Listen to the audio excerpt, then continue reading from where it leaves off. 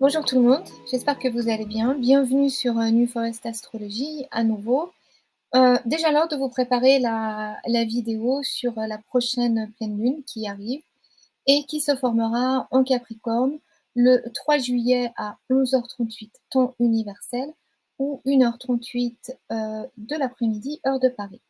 Alors la pleine lune, c'est toujours un moment de tension et de culmination d'un cycle démarré 6 mois plus tôt.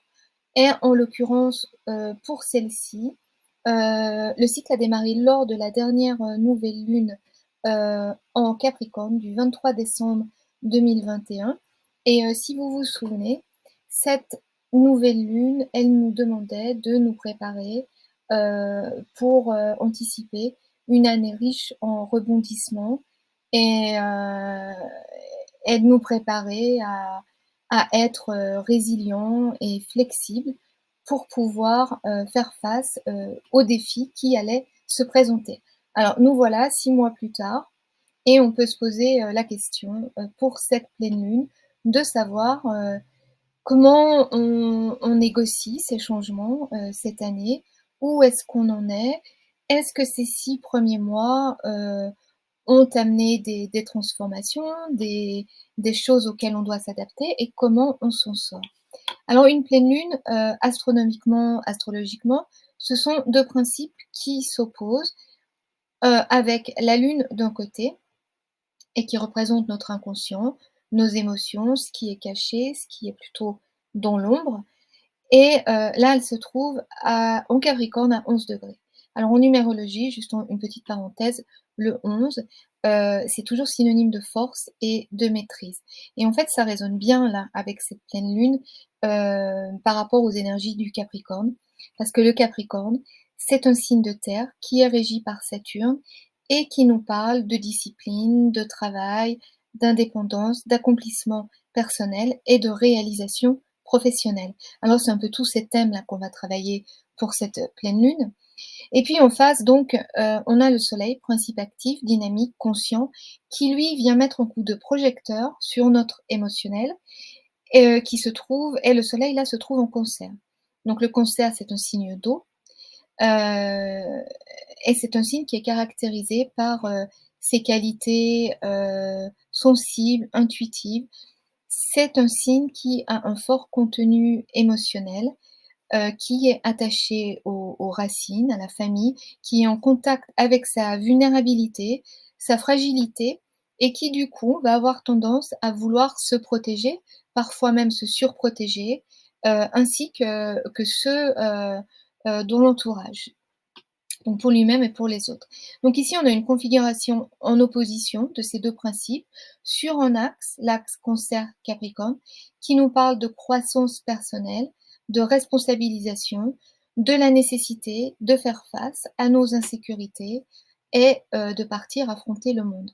Alors là, on va regarder les aspects en place pour comprendre un peu mieux les énergies qui nous accompagnent pour cette lunaison.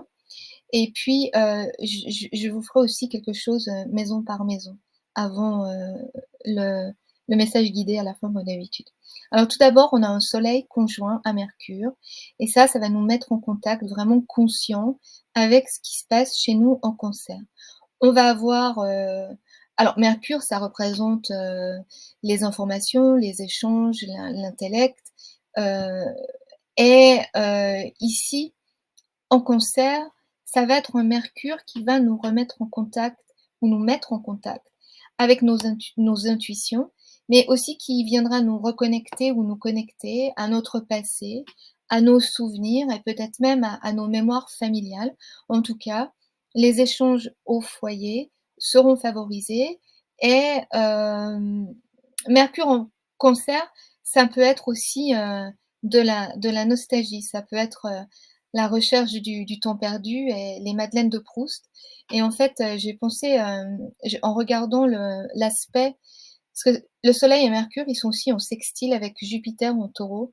Et en fait, c'est ça qui m'a fait penser aux madeleines de Proust, parce que le Taureau, c'est un signe de terre, épicurien, et ça, c'est un aspect, je pense, qui va nous permettre de renouer avec certaines traditions, de resserrer des liens, de retrouver le goût de certaines choses, peut-être passées. En tout cas, je pense que ça va nous permettre de retrouver, un sens de sécurité qui est donc cher au cancer et puis peut-être le bon moment pour des retrouvailles, en famille, par exemple. Hem, le défi là, ça va être l'opposition à la Lune malgré tout parce que, Mercure opposé à la Lune, elle est en Capricorne, elle est en exil, elle est pas super à l'aise. C'est un placement qui peut indiquer que les émotions sont plus difficiles à exprimer et du coup, le défi là de cet axe Cancer-Capricorne, ça va être de s'assumer, en fait, d'assumer ce qu'on pense, ce qu'on dit, ce qu'on ressent. Alors heureusement, la Lune et Jupiter forment aussi un aspect positif. Du coup, la Lune et le Soleil sont reliés à Jupiter tous les 2. Et là, la Lune et Jupiter forment un trigone, donc c'est un aspect positif et donc même si je vous disais que, la Lune est en exil en Capricorne, donc parce qu'elle est au plus loin de son élément naturel, de son signe naturel qui est le Cancer. Je pense que cet aspect, il va venir adoucir cette lune-là qui s'est mis un peu en mode, exécutif et il va venir, ramener l'équilibre en fait sur cet axe Cancer-Capricorne en nous donnant un sens de sécurité et d'abondance accrue et aussi, je pense une bonne dose de patience si on en a besoin. Donc profitez de cette pleine lune pour profiter aussi des joies simples, de la vie, de la nature aussi et en vous laissant porter par, une certaine douceur de vivre. Après tout, on ne peut pas travailler tout le temps et puis c'est aussi peut-être ça, le cadeau de ce trigone Lune-Jupiter en Taureau, qui nous dit que le temps est peut-être bienvenu de faire une pause, de prendre quelques vacances. Parce qu'en même temps, on note que la Lune, elle se trouve sur le deuxième décan du Capricorne et là, c'est un décan qui est en contact avec tout un horizon de possibilités et de champs de possibles, comme on dit. Et si ce ne sont pas des vacances que l'on peut s'octroyer, au moins une pause pour contempler le panorama qui va s'offrir à nous lors de cette pleine lune et pouvoir considérer nos options avec attention et sagesse. On retrouve là les qualités du taureau qui nous enjoint à la patience, à la force tranquille. Et en fait, ça va être une bonne façon de venir soutenir les énergies peut-être un peu plus strictes, un peu plus ambitieuses en tout cas en Capricorne. Et puis en parlant de patience et de sagesse, on aura également besoin de ces qualités pour contrebalancer un aspect plus volatile du thème. On a en effet Uranus en carré à Vénus et à Mars qui sont toujours conjoints en Lion. Et là, on peut encore toujours s'attendre à des événements inattendus, déstabilisants, autres manifestations potentiellement explosives. Et puis, comme on a Mars qui est le maître du bélier, donc non, qui se trouve en Lion, signe de feu également, et que dans le Bélier, on a toujours Chiron. Donc là, on a un trigone aussi qui relie ces 3 planètes, Chiron, Mars et Vénus, et on sait que Chiron, c'est la blessure et le guérisseur à la fois. Donc je pense qu'on aura aussi l'occasion de guérir ici quelque chose, qui est lié à notre expression et à notre pouvoir personnel. Et ça va nous être vraiment utile, pour trouver un équilibre sur cet axe Cancer-Capricorne et servir les ambitions de notre lune. Et puis de toute façon, sur un axe qui nous demande de nous assumer, de prendre nos responsabilités, de grandir. Et puis aussi, dans les jours, suivant cette pleine lune, je crois que c'est le 13, on a le nœud nord qui va entrer en bélier et ça va venir en fait appuyer sur, l'accélérateur de notre, développement personnel, dans ce domaine de notre thème, donc en bélier et tout ce qui va concerner, notre affirmation et notre potentiel, d'initiative. Ensuite on a toujours, notre bon vieux Saturne en Poisson, toujours rétrograde et ça nous confirme en fait ce besoin de prendre du recul. Il est relié à la Lune, Saturne par un sextile, donc on va pouvoir continuer à travailler, à la restructuration de nos limites, dans ce secteur. Heu et puis, avec Saturne, je dirais en trigone avec, il fait aussi trigone avec le Soleil et Mercure en Cancer. Saturne, il est en Poisson donc 2 signes d'eau, sont 20°.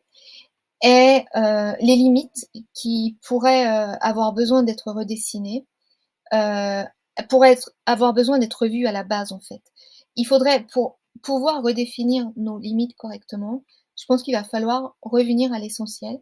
Il va falloir repenser, les fondements de tout ce qui constitue notre, sphère privée, comment ça se passe à la maison, notre famille, nos valeurs, en fait, et voir si tout est bien assez solide.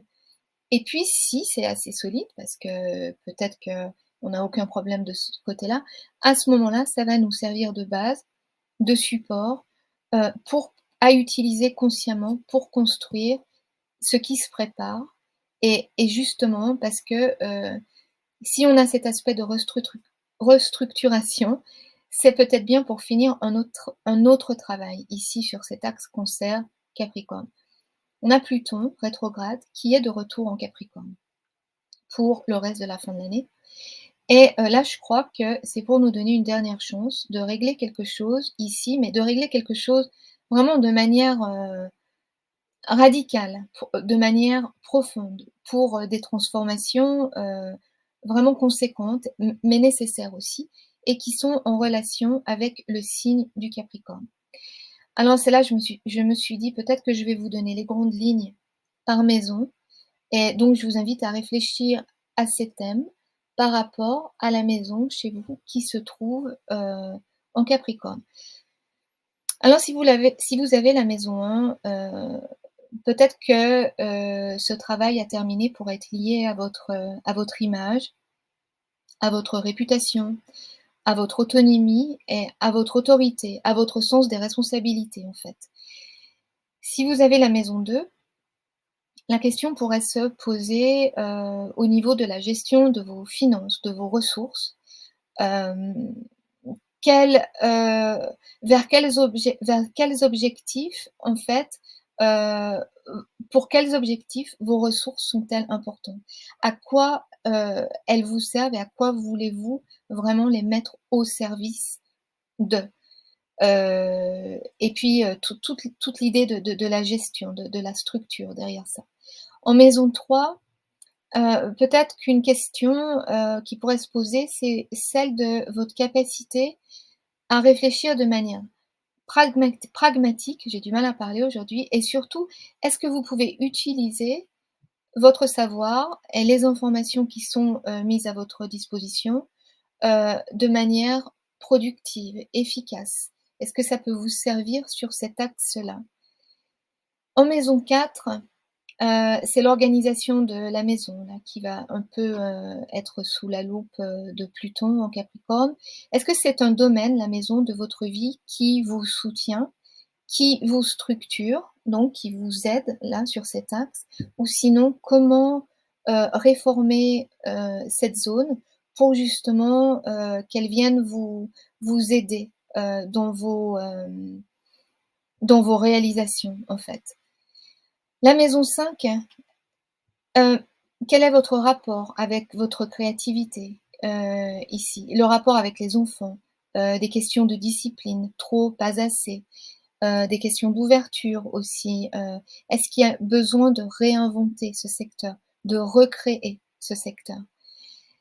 En maison 6, ça pourrait être la question de l'efficacité au quotidien. Il y a en Capricorne, on doit accomplir, donc il faut être organisé, il faut être efficace, et la maison 6 nous parle, de tout ce qui concerne, la routine, le quotidien, de tout ce qu'on met en place, au niveau du travail, donc pour, pour soutenir notre vie quotidienne. Donc est-ce que cette zone, elle est suffisamment efficace, ou est-ce que, vous devez, revoir, votre organisation, mais de manière, on parle de grands changements ici, hein, pas, de petites choses vraiment. Bon, en même temps, on a eu ce long transit, de Pluton depuis 2008, et puis ensuite, bien sûr, il est resté en fin Capricorne assez longtemps, donc vous devriez quand même déjà avoir une idée de ce que Pluton est venu toucher chez vous dans les 2-3 dernières années, au moins. En maison 7, alors ça pourrait être quelque chose à transformer au niveau des relations et des motivations, en fait, véritables qui vous attirent vers certaines personnes. Peut-être que la question qui pourrait se poser ici, c'est qu'est-ce qu'on recherche chez l'autre qui vient nous apporter, la stabilité dont on a besoin en Capricorne? Et peut-être que c'est quelque chose qu'on pourrait travailler pour l'acquérir nous-mêmes. En maison 8, alors ça va être des thèmes, d'argent, d'intimité et peut-être de revoir la façon dont les ressources sont partagées au sein d'une relation ou les limites, les conditions qu'on aimerait établir pour réasseoir ou redéfinir, notre pouvoir, personnel en fait, sur ces thèmes donc de l'argent, heu, de l'intimité, tous les thèmes assez, très privés en fait. La maison 8, c'est une maison de crise, de régénération qui nous parle en général, c'est la maison des héritages, des deuils, mais aussi du sexe. Donc c'est les choses qui sont qu'on garde pour soi en fait, toutes ces choses intimes. En maison 9, peut-être que ce serait le moment, d'élargir vos ambitions, ou d'ouvrir vos perspectives, professionnelles en reprenant par exemple des cours ou des études supérieures. Donc pour développer votre carrière ou alors remodeler, heu, votre perspective ici. En maison 10, c'est le secteur de la carrière qui va exiger, de faire un bilan et d'évaluer ce qu'on peut transformer là. Avec Saturne en Poisson, puisque Saturne, c'est le maître du Capricorne, là, c'est peut-être, le moment de concrétiser, vos rêves, de vous faire confiance et de croire en vos capacités, pour réussir, pour, réaliser ou entreprendre ce que vous avez envie, d'entreprendre. En maison 11, je dirais que là, c'est, tout ce qui concerne vos réseaux, le collectif, les groupes auxquels, vous appartenez qui, va être soumis à heu, ce coup de loupe, cette dernière chance de faire vraiment une transformation radicale ici, par rapport à vos affiliations, à votre contribution, au sein des groupes auxquels vous appartenez ou alors, explorer justement de nouvelles associations, heu, pour pouvoir vous ouvrir, des portes vers d'autres cercles, en fait. Et puis en maison 12, enfin, profitez de Pluton rétrograde dans un secteur qui parle de votre capacité à structurer votre monde intérieur ou alors au contraire, à injecter un peu de fluidité dans vos schémas de pensée. En tout cas, quoi qu'il en soit, en maison 12, même si c'est pas, facile comme transit, quoi qu'il arrive, vous gagnerez, en résilience, mentale et spirituelle. Donc pour résumer, cette pleine lune, elle nous montre une direction puisqu'elle se trouve dans un signe cardinal et de surcroît dans un décan gouverné par Mars, qui nous parle de possibilités, de potentiel, et en plus sur un degré aussi qui lui aussi nous parle de la nécessité d'acquérir des connaissances, d'explorer notre univers en faisant plus d'expériences afin de développer notre niveau de conscience. Nous avons Mars actuellement dans le signe du Lion, donc c'est un signe de puissance, de courage, de rayonnement personnel, c'est un signe créatif. Et avec Pluton rétrograde de retour en Capricorne, donc signe d'accomplissement, je pense que ça pourrait vraiment être un moment clé, cette pleine lune, parce que Pluton ne reviendra jamais dans le signe du Capricorne de notre vivant. Euh, donc un moment clé pour transformer ce secteur de notre thème. Le message sous-jacent ici est que pour, élargir nos connaissances, il faut donc élargir le champ de nos expériences. Nous avons besoin de courage, mais nous pouvons le faire. Mars est fort sur, ce thème. Il est courageux, il est audacieux et puis Mercure met en lumière notre potentiel de croissance et nous montre qu'il est temps de nous faire confiance. Donc profitez de cette pleine lune pour réfléchir à ce que vous voulez accomplir, sur ce secteur, sur votre thème, sur cet axe. Et puis, je vais terminer avec un message tiré du dialogue, avec l'ange, comme d'habitude en fait, comme la plupart du temps. Et puis, j'ai ouvert le livre, encore une fois au hasard, après avoir fini d'écrire, ces quelques lignes et puis, encore une fois, heu, et c'est un message qui va reprendre, les thèmes dont je viens de vous parler. C'est le dialogue du 11 février 44, si je me souviens bien. Alors voilà, merci encore une fois de nous guider et je vous lis. Une force inhabituelle demande une résistance inhabituelle. Ce qui est sans vie ne résiste pas, le vivant se transforme là où il le faut, exactement là. Ainsi le mal devient le bien et la mort devient la vie. Le comprends-tu, mon serviteur? Ce qui abat les autres nous vivifie. Alors à chaque fois donc la justesse, m'étonne et remet, l'ego à sa place. Une lunaison donc sur un axe de structure, de croissance personnelle. Osons, soyons courageux, ce qui est vivant doit se transformer et ça colle tout à fait, au chariot dans le tarot qui en fait représente le Cancer, en route vers sa réalisation, donc le Capricorne, la plus importante qui est, la découverte de soi-même. Voilà, je vous remercie de votre écoute, merci encore une fois de vos gentils messages, de vos likes et je vous souhaite, une belle, pleine lune. À très bientôt.